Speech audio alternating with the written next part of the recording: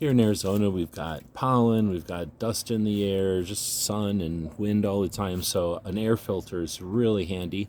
This is our AROEVE. This one is a lot of fun because it's got a lot of cool features. Let's start off real easy with the cord. As you can see, the cable's real long, and it's a 2-prong outlet, so it works just about anywhere. Front of it is nice and clean. It's just all these little holes. You got the top with the air coming out. Now, some of the cool features about this one is it's got a 0.3 micron filter, which I guess I should say is real easy to change. There's just a slide down the side here, and you can change the filter out. And then it also uses UV to deionize the air. You can set it up with a 8, 12, or 24-hour timer. You can turn on and off that UV, but it also can monitor air quality, which is pretty cool.